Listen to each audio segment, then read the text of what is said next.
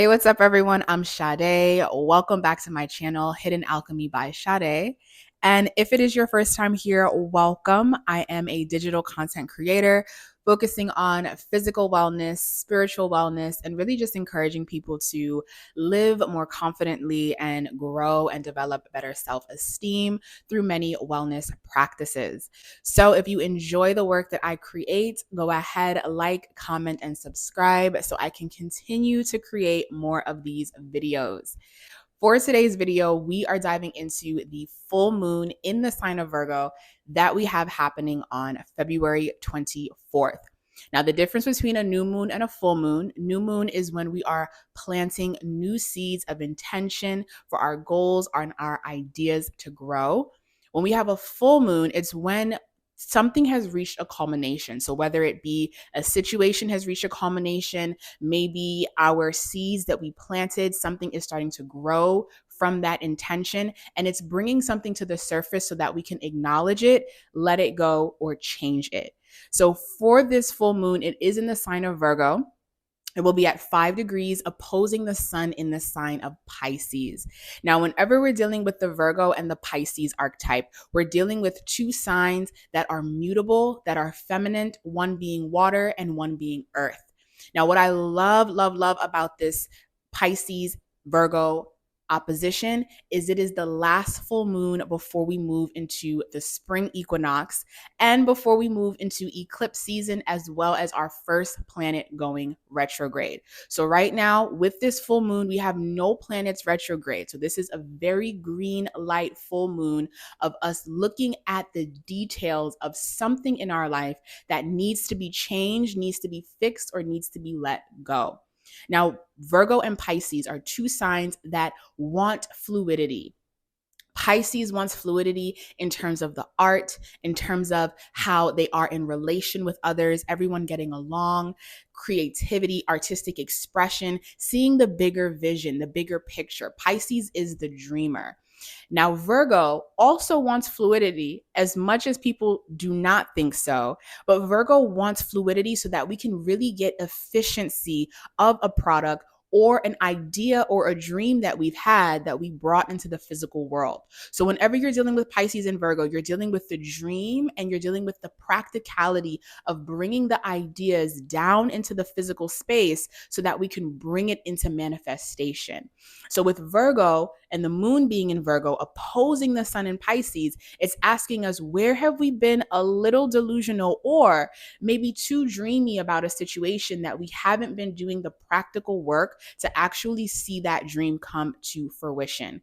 Now, with this full moon being the final full moon before we go into the new year where the sun comes back for the spring equinox, as well as our first eclipse, this is a very yummy opportunity to take a step back and to pay attention to the details of our life, see where we are not satisfied, and make the change. Because as I said, we have no planets retrograde right now. So any change that you make in this pocket of window of opportunity that we have, it's really going to be beneficial for you as things start to get bumpier towards the end of March and definitely as we get into April. Now, along with this full moon, we have some aspects that are really going to help us. We have Saturn, which is also in the sign of Pisces, and we also have Mercury, which has just moved into the sign of Pisces as well. Virgo is naturally ruled by Mercury. So Mercury doesn't really like to be in the sign of Pisces too much, right? Because Mercury prefers to focus on the details and perfect the practical things that are needed in order for us to bring our ideas into the physical space and connect with other people based off of logic and based off of practicality. However, when we put Mercury in the sign of Pisces, along with Saturn meeting us in the sign of Pisces, Saturn is saying, clean this up. Okay, wherever you have been a little lazy, wherever you have been a little delusional, or maybe even wherever you have had codependency, right? Addictions. Pisces likes to escape. It's the energy of the dreamer living in that subconscious mind. So Mercury and Saturn coming together with the sun is going to illuminate these aspects of our life. Is saying, okay, clean this up. Let's have this idea, But now let's come to the details of that idea. Where are we really not satisfied? Where are we missing the point? And wherever you have Virgo in your chart, Virgo is always dealing with what is dissatisfying so we can get rid of it and make the product more efficient. Virgo is about productivity and efficiency.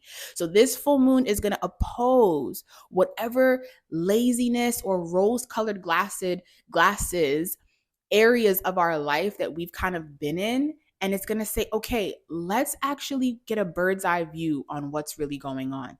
Now, another really good aspect that is going to help us with this full moon is we also have Venus and Mars in Aquarius. And the reason why that is very helpful is because Aquarius is also a sign ruled by Saturn.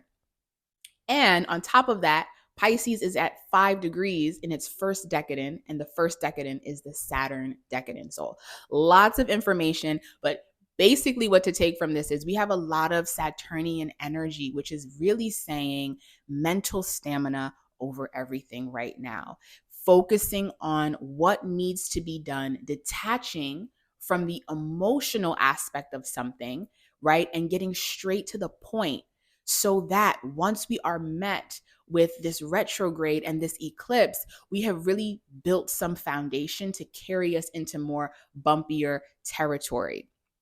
The thing with Aquarius energy, Venus and Mars are in Aquarius, it is asking us to detach a little bit from the way we relate to something, right? And to use our mental stamina. Mars is about how you move in the world with action, with passion, with fire, with vigor. So when you put Mars in the sign of Aquarius, Aquarius rules the intellect. It's giving us that mental stamina to look at something for what it is and to change it, get rid of it, or adapt. Now, the great thing about this full moon, on top of everything else that I just said was great, is Pisces and Virgo are both mutable signs. And when you're dealing with mutable energy, you're dealing with energy that is very capable of adapting and adjusting to change. So now is not the time to be so fixed on the way that you have been doing things before. And it's more important to look at something and say, okay, I have been doing it this way for some time. And now there needs to be a more honest change that I need to make so that I can actually have full fluidity and efficiency of what I'm really looking for. So check to see wherever you have Pisces, wherever you have Virgo in your chart, this is going to be where you will be affected by this full moon, as well as see where you have Aquarius in your chart, because you can also pull from that Saturnian energy to get things done, to get things moving, and to really push out whatever product it is that you are pushing out into the world, because Virgo is all about materialization of our dreams. Now, on top of this full moon, we have the North Node and Chiron on top of each other in the sign of Aries. So, wherever you have been feeling insecure about your ability to lead, your ability to start a new adventure, to start something new, and to have the courage and the confidence to push it out and push it through, because Aries is cardinal, so an initiation of action. Now is that window to heal and to get rid, right? Virgo, get rid of what is not efficient. Get rid of the thought patterns. Get rid of the poor habits. Get rid of your insecurity pertaining to a specific topic of your life. Use that energy of Chiron and the North Node to push you out into truly leading and to truly moving confidently in the direction of your life where you have always wanted to lead, and actually taking your insecurities and turning it into your personal power. That's another thing when we're dealing with Aries, we're dealing with personal power energy. So tips that I would give for this full moon, it's not the funnest full moon, right? It's not a full moon in Leo, it's not a full moon in Gemini or Libra yet. We do have a Libra eclipse coming up. But tips that I would give for this full moon is you got to do the work. You got to put your head down. You got to get the work done and find ways of enjoying and escaping while you are doing the diligent work. And what I mean by that is, Pisces rule is escapism. Pisces wants to be in the subconscious world.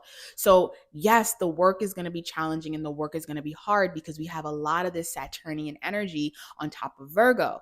But if you can find ways of making it fun and trusting and believing that everything that you're doing right now is to help you build and manifest whatever dream that it is that you've always had, and let that be that pleasure point that pushes you through, along with play and rest, then you will really be able to get things out before we move into this retrograde season.